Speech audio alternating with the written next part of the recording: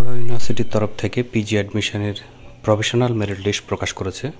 তোমরা যারা এই ইউনিভার্সিটিতে অ্যাপ্লাই করেছিলে তো তাদের জন্য আজকের এই ভিডিওটিকে তোমরা পুরো দেখবে, তাহলেই দেখতে পাবে যে কোন কোন সাবজেক্টের কী মেরিট লিস্টে দেওয়া আছে, কত র্যাঙ্ক হয়েছে, সমস্ত কিছু ডিটেলস পেয়ে যাবে।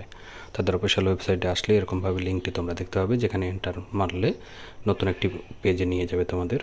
পেজটা এইভাবে তোমাদের সামনে ওপেন হবে, যেখানে আসলেই তোমরা দেখতে পাবে professional merit list group A এবং গ্রুপ বি বলে দুটো অপশান পাবে। এছাড়াও আছে লয়ের জন্য একটি মেরিট লিস্ট। তো এখানে আমি তোমাদেরকে গ্রুপ এর অপশানটিতে কী সাবজেক্ট আছে সেটা দেখাচ্ছি।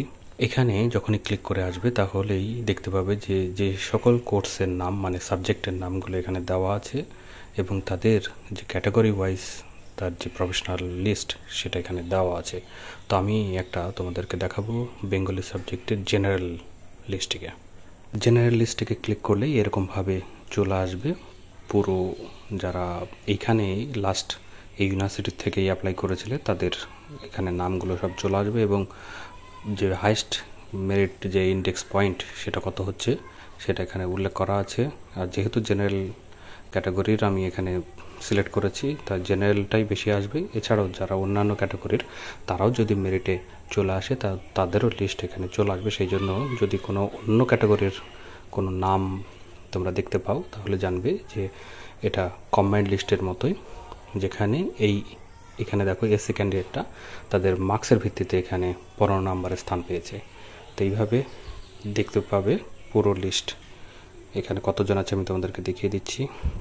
টোটাল 527 জনের জেনারেল লিস্টে নাম বের হয়েছে। তো অন্যান্য লিস্ট যদি আমরা এইভাবে দেখি তাহলে দেখতে পাবো এবং বুঝতে পারবো যে কততে তাদেরকে স্থান দেওয়া হয়েছে এবং কিভাবে এখানে র্যাঙ্ক হয়েছে। এটা প্রফেশনাল লিস্ট, যদি কোনো জায়গায় কোনো কিছু মনে হয় অবশ্যই তাদের সঙ্গে কন্ট্যাক্ট করে তোমরা ফাইনাল মেরিট লিস্ট হওয়ার আগে পর্যন্ত এটা ঠিক করতে পারবে।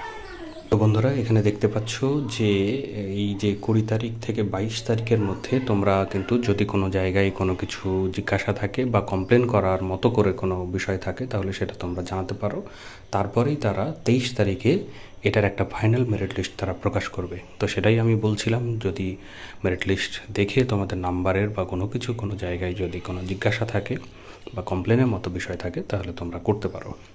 এছাড়াও তোমরা আমার ভিডিওর কমেন্ট বক্সে কমেন্ট করেও জানতে পারো, আমি সেখানে তোমাদেরকে বিষয়ে অন্যান্য তথ্য দিয়ে সাহায্য করব। তো বন্ধুরা এই ভিডিওতে তাহলে এটুকুই, ধন্যবাদ।